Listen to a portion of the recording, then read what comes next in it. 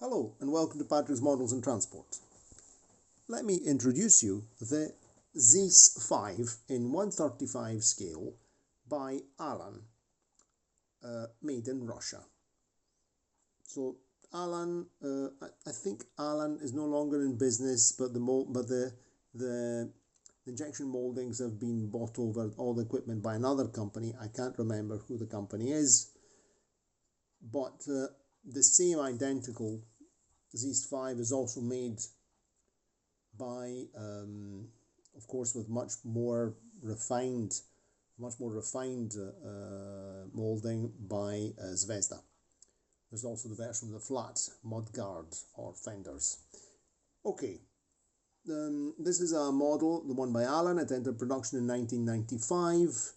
I bought mine, this kit. I have the box right here beside you, but the box is actually being used to contain all my equipment. I'll just show you the box. There's a box, there's the box, and there's some very nice artwork at the front, but at the moment it's full of stuff and I can't show you it, but it's a very nice box, so I'm keeping it. Okay, back to where we were. Okay, it's impossible to make a serious video all in one. There's always some jumping around here. Okay, very nice model. Quite a lot of work. It was a lot of work because not really super good instructions, but sometimes there were some part numbers that weren't corresponding. There were some of the drawings, the steps, the various assembly steps weren't set out in. Well, let me see if I can get the instructions. Where are they? They're buried underneath. I should keep all these instructions in a. I should keep the instructions all in a folder, but they're at the bottom of the box. Anyway, they were it's set out in, I can't remember, 5, 6 steps. And so with a lot of information on each, a lot of instructions on each drawing, a lot of arrows and things. So it took a lot of thinking and even some mistakes here and there that then I corrected. But we'll see. We'll talk about that. We'll have all the photographs and I'll assemble a photo video with voiceover. Anyway, about the model. So that's all about the model. About the truck itself, the ZIS 5 3-ton truck, military truck in general. So it was in production between 1932 and 1948 in Moscow.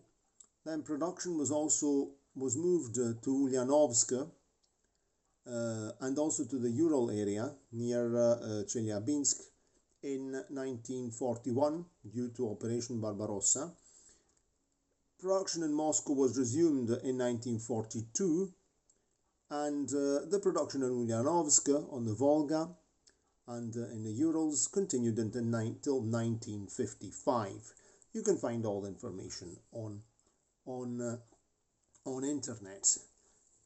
The ZIS 5 itself is based on an American truck, license built, and originally was called AMO 2, which then developed into the AMO 3. AMO stands for Moscow Automobile Factory, Manufacturing Company. And the autocar lorry truck it was license built from was the Autocar Dispatch SD. You have to remember that in the 1930s the Soviets were developing their motor vehicle industry, and they were relying heavily on licenses.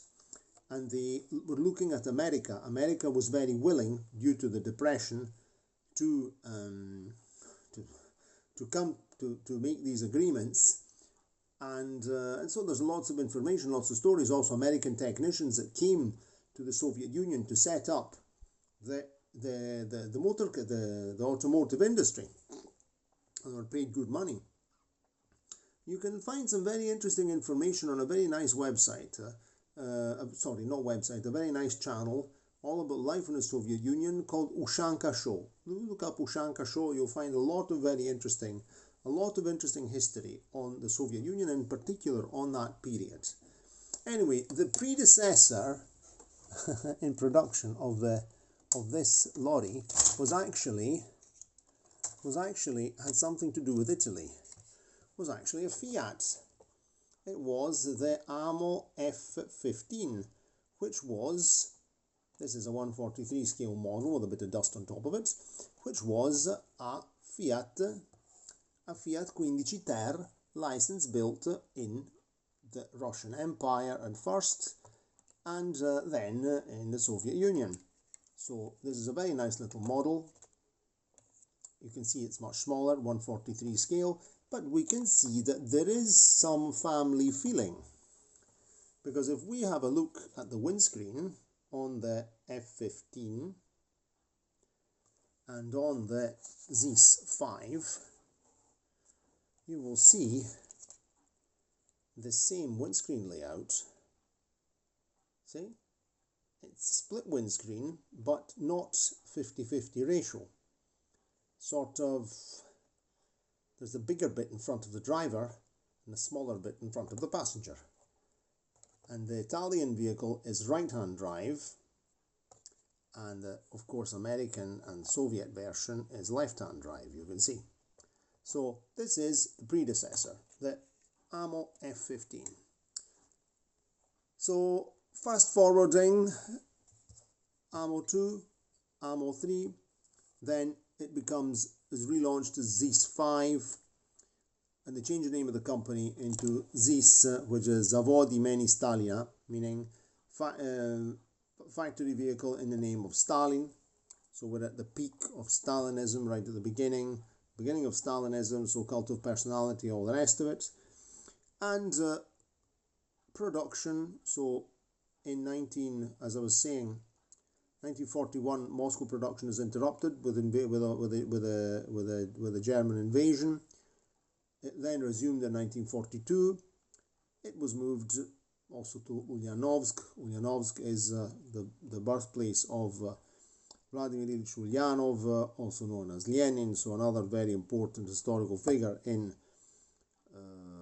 Russian-Soviet history, and which then became the UAZ plant. UAZ, which to this day makes off-road vehicles, very famous UAZ vehicles, and that's more or less what the production in Ulyanovsk and continued until 1955. So at that point, this 1932 design was very, very old-fashioned, but it was an extremely reliable lorry, and it was well liked because it was very simple, very rugged.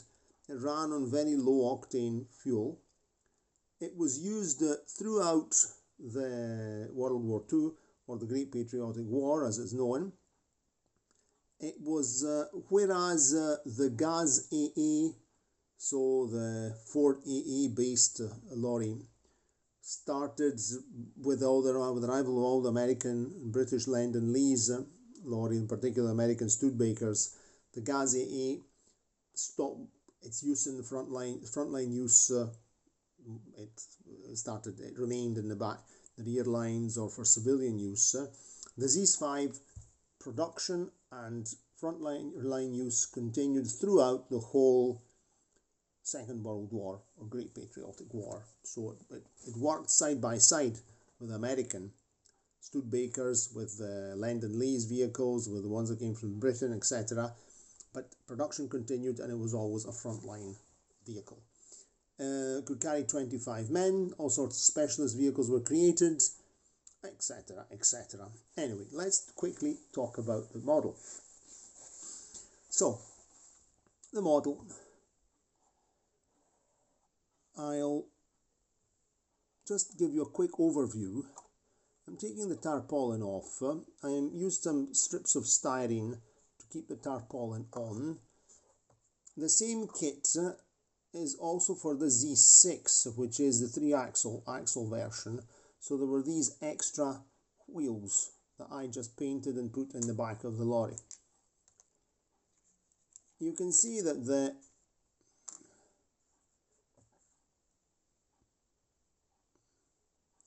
very well detailed chassis. I painted the chassis matte black. I looked at lots and lots of photographs. There was quite a lot of modification, in particular to be able to fit the exhaust pipe onto the exhaust manifold, and to fix the steering column onto the steering box. I remember I had to extend things. I don't remember now what I did. I remember having to, well, we'll see the photographs on this. The chassis was like the real chassis. The side members, the cross members, I had to assemble every single part of it, including all the brake cables. This is the version with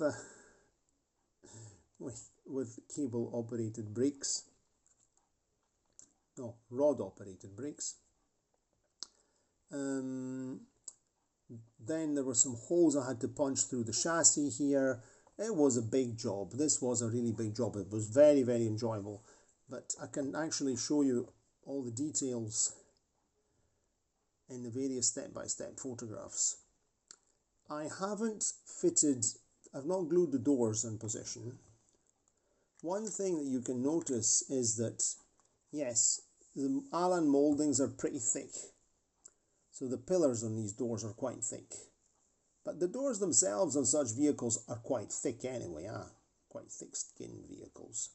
So let's have a quick look inside if we have enough light. I hope we do have. I'm just shining the normal lamp in here. Here you can see the cab, gear lever, the handbrake. And if we look up there, you'll see that there are